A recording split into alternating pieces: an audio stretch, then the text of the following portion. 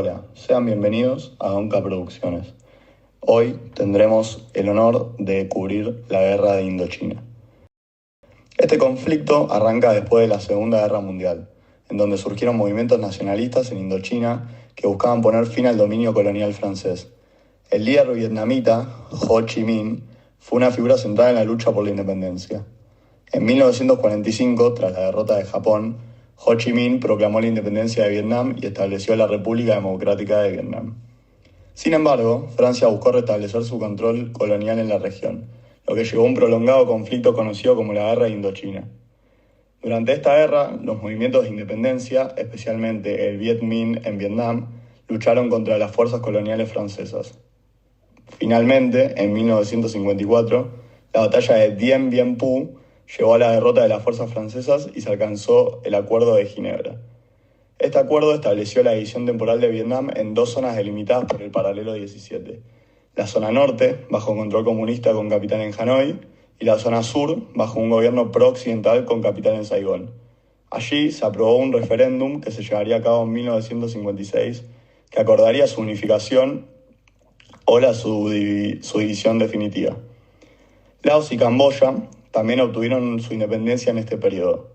La independencia de Indochina marcó el fin del dominio colonial francés en la región y abrió el camino para futuros desarrollos y conflictos, como la posterior Guerra de Vietnam. Estos eventos tuvieron un impacto muy significativo en la historia y el curso de estos países. Como ya es sabido, las divisiones territoriales artificiales impuestas por el hombre nunca dieron buenos resultados. Nunca se llegó a aquel referéndum de 1956 porque el gobierno de Estados Unidos tenía miedo de un fraude por parte de Vietnam del Norte y amenaza del comunismo. El entonces presidente de Vietnam del Sur tuvo gran impopularidad en parte por el modo cuestionable en el que llegó al poder y parte por la poca identidad que puede tener un pueblo que fue delimitado por un paralelo.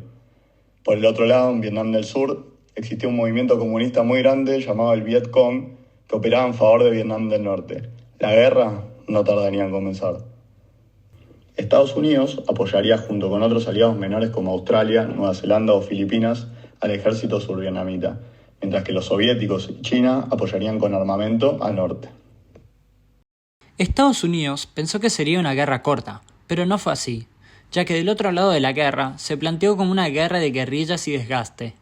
Ho Chi Minh, cabeza del mando del norte, dijo: «Por cada 10 de los nuestros que maten, nosotros mataremos a uno de ellos, y al final, ellos se cansarán antes». Y así fue. Estados Unidos tuvo un gran problema con la ruta Ho Chi Minh, un conjunto de caminos que atravesaban Laos y Camboya, para suministrar a las revueltas del Viet Cong.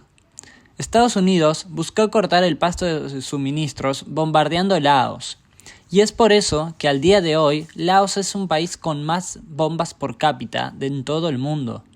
Se estima que hay 2 millones de toneladas de bombas actualmente en Laos, siendo peligroso hasta el día de hoy, ya que pueden haber algunas no activadas. Otro gran problema que tuvo Estados Unidos fue la impopularidad que generó la guerra en su territorio. La televisión y la masividad de medios hizo que esta guerra haya sido muy filmada y fotografiada.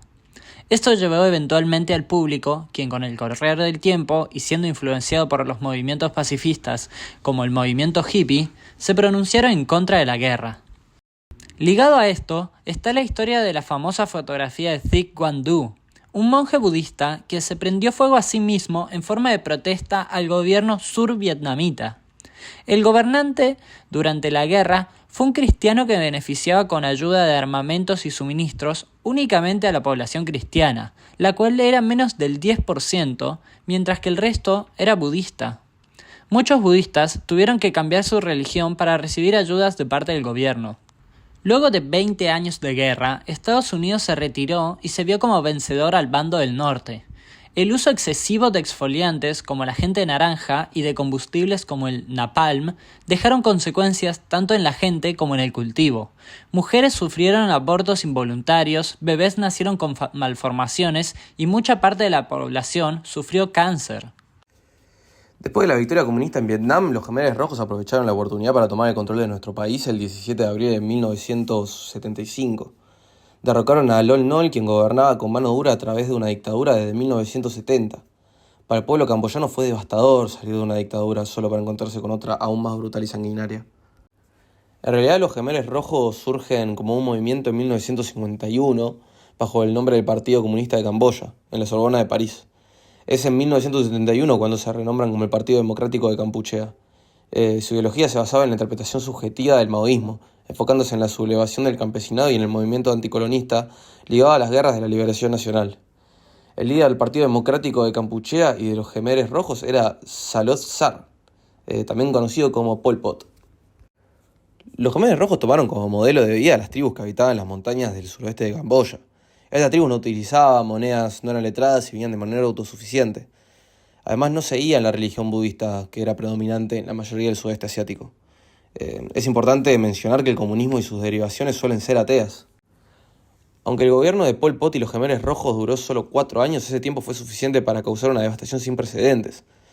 Casi un tercio de nuestra población perdió la vida durante ese periodo. Los Khmeres Rojos establecieron el concepto de año cero cuando asumieron el control del país. Esto simboliza el inicio de su visión utópica de la sociedad agraria, sin clases ni abusos a los trabajadores.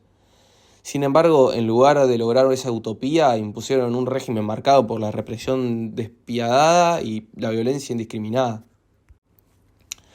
Hoy, como sobreviviente y exmilitar que vivió en esos tiempos, es mi deber recordar y transmitir esta parte de nuestra historia.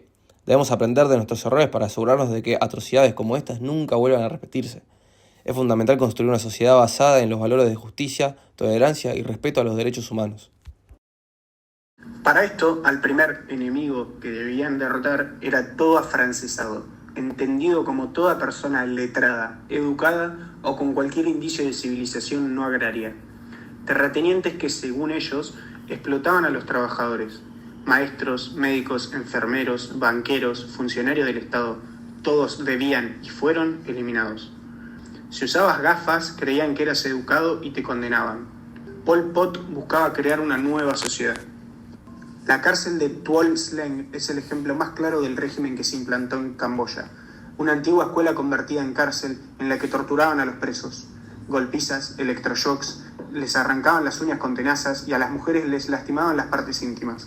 Todo esto mientras les prohibían gritar o mostrar dolor frente a los castigos recibidos. Los pisos altos de las cárceles estaban rodeados de alambres para evitar el suicidio de los presos. Por esa cárcel supieron pasar miembros de la CIA y la KGB. Se estima que residieron allí 20.000 personas, de las cuales sobrevivieron solo 20. Luego de 6 meses en la cárcel, los mandaban al campo de muerte de Choang Ek, donde les cortaban la cabeza y los arrojaban a una fosa común. A los bebés los golpeaban contra la pared para luego ser arrojados al cúmulo de cuerpos. También existieron grandes centros de trabajo agrícolas en donde se les forzaba a los campesinos a trabajar hasta cumplir ciertas metas y, según cuenta Sokfaldin, solo podían comer un tazón de arroz al día y si te veían comiendo cualquier otra cosa que encontraras por allí, te castigaban por robarle a los comunistas. Este régimen del terror decidió crear un cuerpo de soldados basado enteramente en niños entre 12 y 15 años para generar empatía en el camboyano y evitar levantamientos. Estos niños fueron educados para ser igual o más despiadados que los adultos, y en palabras de Din, te miraban sin ninguna compasión, así estuvieras inválido o fueras un bebé. Pol Pot fue derrocado el 7 de enero de 1979 por el gobierno vietnamita, poniendo fin a los Khmeres Rojos, quienes no fueron juzgados sino hasta el 2010.